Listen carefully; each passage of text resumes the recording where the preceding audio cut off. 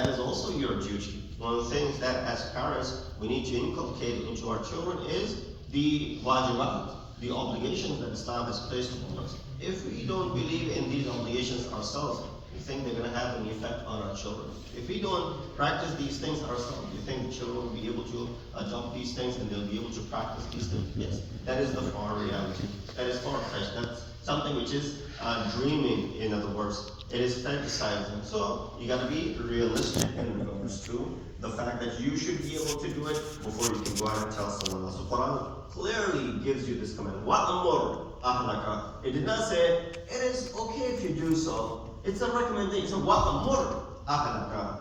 This is amr to your family, this salat, that they become those who pray and steadfast in maintaining. It's not just once in a while. Someone can do certain thing for time being and then not sustain it for too long. No, it has to be maintained for a long period. Prayer offered here and there, fast offered here and there, and things of charity offered here and there are not something which is, of course, in anything in our lives. If something which is done for a longer period is done and maintained for a longer period, that's what Quran said. الَّذِينَ هُمْ فِي صَلَاتِهِمْ دَائِمُونَ. Those who are da'im, meaning continuous when it comes to the salah. It's not like they are seasonal worshippers, seasonal, prayees. And you can easily relate to seasonal attendees of masajid as well, right? So Ramadan comes, you see them every single day. Muharram comes, you see them every single day. And then the 10 days of Muharram are gone, and Ramadan is gone, and you don't see them again. And so this is not called da'im. This is just a booster that you're getting, and then you need to go ahead and maintain this. You need to go ahead and keep it going and sustain it. Third, Surah Shura says, وَأَنذِرْ عَشِيرَتَكَ الْأَقْرَبِينَ. And warn your relatives. This was, of course, the command to Rasulullah, that, O Prophet, when he was commanded to go ahead and start the process of propagation, وَأَنذِرْ عَشِيرَتَكَ الْأَقْرَبِينَ. Warn. The word anzir means what? Warn. Rasulullah is Bashir and Nadir. Nadir, you and I should also have the quality of being Nadir to our family. Anzir عَشِيرَتَكَ الْأَقْرَبِينَ. You gotta warn them. We gotta continuously warn them of the ill effects of the things that happen around. Fourthly, Surah Luqman. Luqman, there are many recommendations that are associated with him in Quran, which he gives to his son. So that fits right into this category where you're not just responsible for your own amal, but you have to go ahead and also make sure that those who are your subordinate, those who are your family members, they're also on board with this. He said, Ya bunayya, aqim as-salat, wa'mur bil ma'ruf. Oh my son. And then of course, father speaking to son adds a little bit of compassion to it. It's not more like a command from a boss to a co-worker, subordinate, or master to a servant. It's what? It's with love and compassion.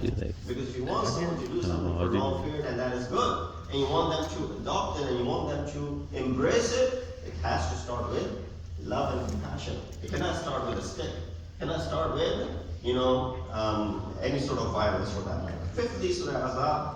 قُلْ لِأَزْوَاجِكَ وَبَنَاتِكَ وَنِسَاءِ الْمُؤْمِنِينَ. O Prophet, tell your wives, your daughters, and the nisa of mu'minin, and the women of the mu'min. What? Prophet, tell your wives, your daughters, and the women of the faithful to draw closely over themselves, their chadars, their veils, when going out. That makes it likely for them to be recognized and not be troubled. There's so much discussion in this ayat right here. Just the translation. Last part of it. That makes it likely for them to be recognized and not be troubled. Not be troubled.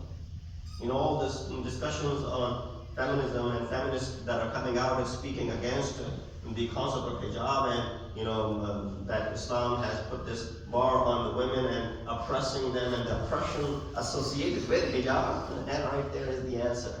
It says, and not be troubled. When you don't do this, then you are in trouble. But when you do express this and when you do wear this, then you are not in trouble. Of course, that's not my discussion here, so I'm not going to go into the depths of it. Sixthly, Surah Zumar, إِنَّ الْخَاسِرِينَ الَّذِينَ خَسِرُوا أَنفُسَهُمْ وَأَهْلِيهِمْ يَوْمَ الْقِيَامَةِ.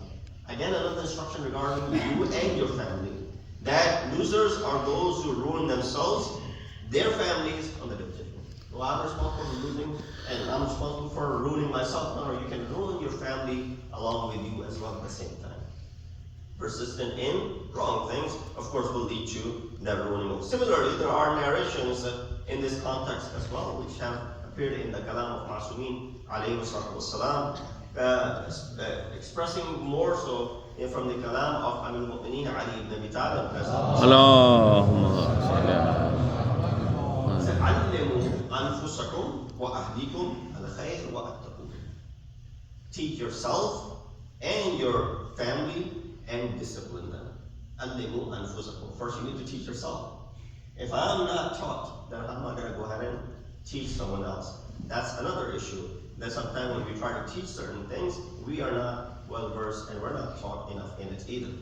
But of course, when it comes to human skills, when it comes to things which are intuitive, as we talked about before, those things that Islam, and when you grow up in an Islamic household and family, these are things that are provided for you, and you don't really need to learn these things. This is just done by observation. You know, children growing up in our Muslim houses, as opposed to children growing up in South America in a non-Muslim household. Compare the two children. Children growing up in any other country for that matter, right? Yeah, of course, the background and the country and the ethnicity and all that stuff matters, but at the same time, just compare the two kids that are brought up. Houses, typical Muslim houses where a child grows up, learns to have modesty, learns to have respect for the elders, you know, even if it comes to older siblings. That is also a cultural clash when it comes to, you know, our Desi culture as opposed to the American culture. That's some of the things when it comes to respect as far as your older sibling is concerned. You know, you treat your older sibling with respect. You call their names with respect as well. You add, along with their name, something along the lines of bhai or baji or stuff like that, just to show respect for them. You don't see that as something which is taught here in this part of the world, or in the cultures of this part of the world. And in fact, even when it comes to speaking to your parents, there's a certain level of respect that has to be maintained, and that is taught where? Children are not learning that reading the textbooks and books of ahadith, because all that stuff is in the ahadith books. They're learning it because of the experience that they're experiencing and they're seeing in the houses, how their family is treating each other, how the father and mother, they treat each other, how they treat the grandparents, how they treat the other siblings. That is all taught as the process of being brought up. So the Imam says what? Al-limu anfusakum. Teach yourself first, and then your ahl, as far as khayr is concerned, and as far as ahab are concerned. Now, of course, all of us are responsible. Sometimes it is recommendation, and some places it actually becomes an obligation, as we find in the Kalam of Rasul Akram Hazrat Muhammad al-Mustafa. Allahumma salli ala kullukum ra'in wa kullukum mas'ul an ra'iyatihi. That all of us are responsible for ourselves, of course, and our subordinates as well. So responsible for his family, and women are responsible for husband and children. And then there are many such riwayat in this regard, which I will skip past, so that I can get to that example. That is a pressing issue that we see, which is spreading in our societies. And of course, this is something which we signed up for. Tarbiyat and training of the children is the responsibility of the leader of the household. Human souls can be rebellious. Right away you see so many changes in mood and life as a child grows up. Your children, you've seen it. Or those who have younger kids, when they were 5-year-old, when they were 8, when they were 11, when they were 15, when they were 18, when they were 21. How different mood and changes that you find as a child goes through this process of growth. If we cannot break the shackles from our own feet, we cannot free others either. So if we are tied down in something and we want to go ahead and make sure that our children are not tied down, we got to remove the shackles from ourselves as well. So therefore, self-purification is the condition for success in building a sound family, and not just family, but also a sound society. A school environment, social media are heavily influencing our young minds, and they're full of questions, doubts, confusions, criticism about their faith and their family values. Last one, importantly, criticism of their faith. When there's so much criticism of your faith, you prescribe to the religion of Islam, and so Islam teaches this. You follow this religion, Islam does that, Islam says that, Islam. And it's being exploited, it's been shown. And that influence, of course, gets in the way. Sometimes they embrace it, sometimes we don't know, we don't want to do research, we don't want to find out why it says that. And when they try to find out, they're not given the right answers. And of course, that leads to further depression. The disease of online gambling, we are killing the youth of America. Online gambling addiction is a progressive addiction classified as an impulse control disorder. The American Psychiatric Association defines online gambling addiction as a relentless and a repeated problematic involvement in gambling activities that can cause significant harm to the obvious financial resources, relationships, physical and psychological well-being, lowered immunity, more anxiety, depression, stress, financial difficulty, insomnia, long-term depression, suicidal tendencies, regret, guilt, and poor health. Yeah, these are all done by WHO, the Psychiatric Association of America.